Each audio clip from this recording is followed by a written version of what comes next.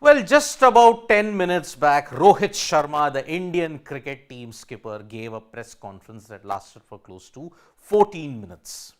India were going to practice today early at 9:30. They had an optional net session, and then Rohit Sharma was going to come for the press conference at 12:20. And that's how exactly it panned out. At about 12 approximately, there was a press conference. The press conference started around 12:20, ended by around 12:34. Now, in the press conference, Rohit Sharma gave a straight bat to a lot of the answers that were there. It was a typical Rohit Sharma thing, laid back with not much of things. Like, for example, when a question was asked about Shoaib Bashir that he's not coming for the India series for the first test because of a visa issue, he said, I am not in the visa office to give you all the details, but I do hope it gets sorted out.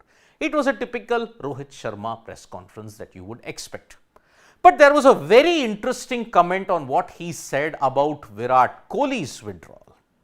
There was an interesting debate as to how the pitch is, on what is going to be the Axar versus Kuldeep conundrum, and also about the fact that what does he think about the England setup, and whether India, because they have an excellent record in the past decade, are they unbeatable at home.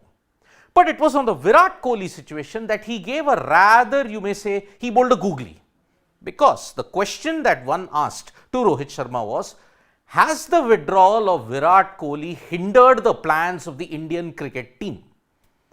Throughout the answer, there was not a single mention of Virat Kohli. There wasn't a mention of his word at all. But it is this answer which is pretty confounding, because he stated, leaving out an experienced player is not easy. Leaving out, when the BCCI had stated that Virat Kohli will miss the first two tests because of personal reasons, here he said leaving out an experienced player. That is a bit of a, you may say, kind of a slight technicality here.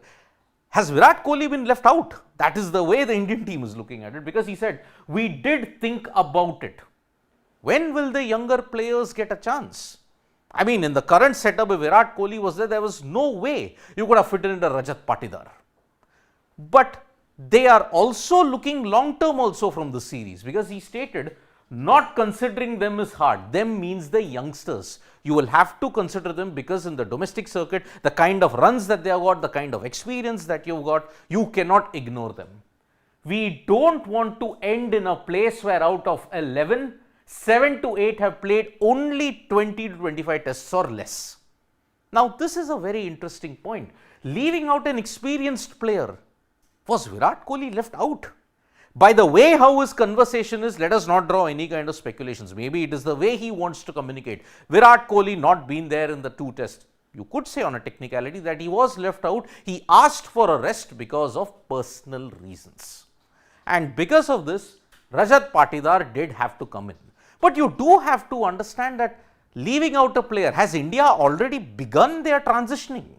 That is the one debate that you have to really open up by this statement by Rohit Sharma. Is India already in the midst of a transition? Because remember, Jaiswal and Gill are already there in the setup, and they have not played more than 10 to 12 tests if you look at it. Rohit Sharma has played over 50 tests. Virat Kohli has played over 100 tests. With Virat not been there, and with Ashwin also set to play 100 tests, in the batting department and also in the bowling department, has India begun the transition process? When will the youngsters get the chance? Rajat Patidar is lucky that he's gotten a chance because Virat Kohli was left out. Left out in Rohit Sharma's terms, but he's taken a break due to personal reasons. Both sides of the story are being presented here.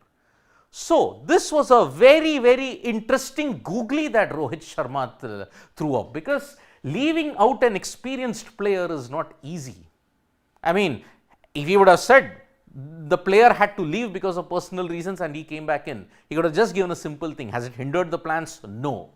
Why did he have to give this kind of a convoluted long statement about Virat Kohli's withdrawal hindering the plans of the Indian cricket team and Patidar fitting in?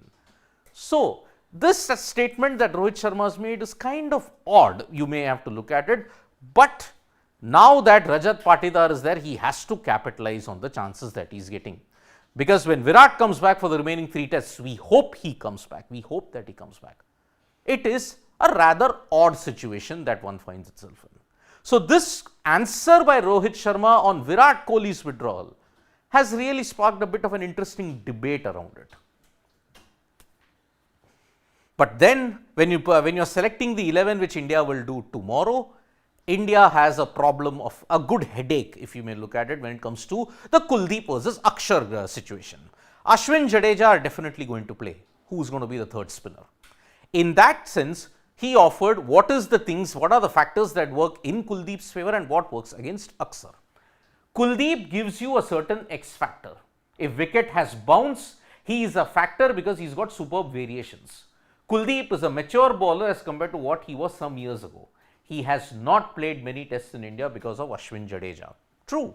When Ashwin and Jadeja were there, one of the greatest match-winning duos that you have had ever since the retirement of Anil Kumble and Harbhajan Singh, India just could not fit in anybody else.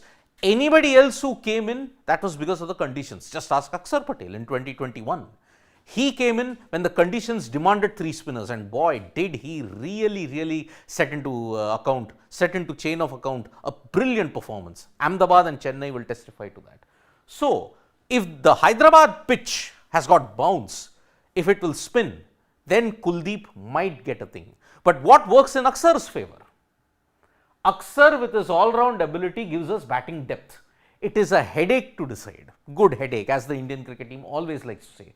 It is a challenge to make those conditions. We have quality around our spin bowling department. It's a challenge. I mean, look at it, preparing a spin deck, preparing any other kind of wicket, it all depends on how the groundsmen deck it up at that particular time. Remember, Cape Town was a short and good test match that they won. Rohit is proud of it, but those were different conditions. These are different conditions. So that is why now Axar, Kuldeep, depending on the wicket, how it is going to be very interesting. The last point is about the pitch though. He did have a look about it. I will tell you what Rohit said about it.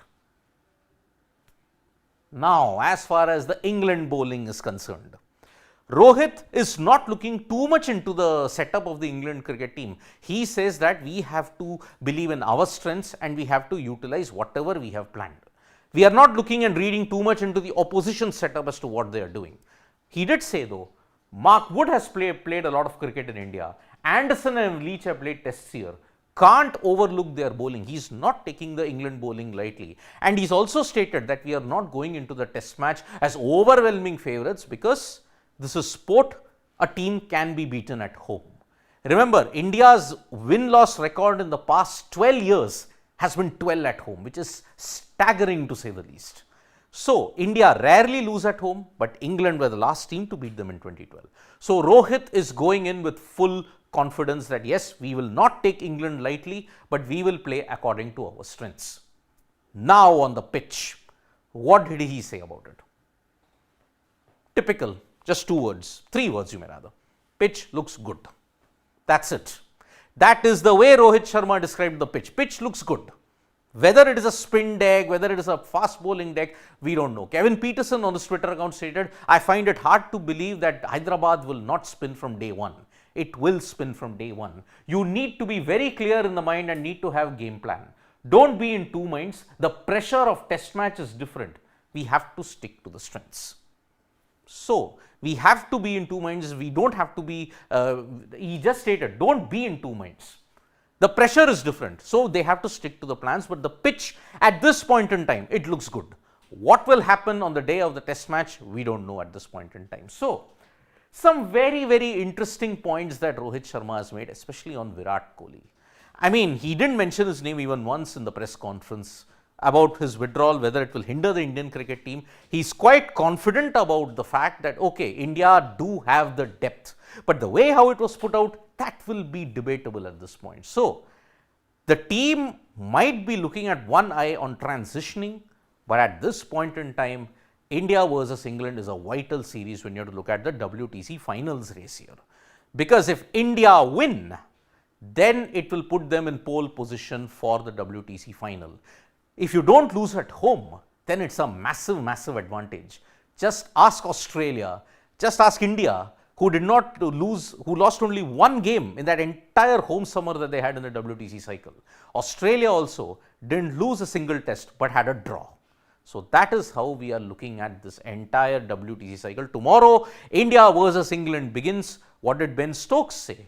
That I will be back in a few minutes from now. Thank you so much, folks, for joining us for this live. We'll be back with more updates on sports today. Tap that bell icon so you know when we go live. And don't forget, we're on Facebook, Twitter, and Instagram as well. Bye-bye.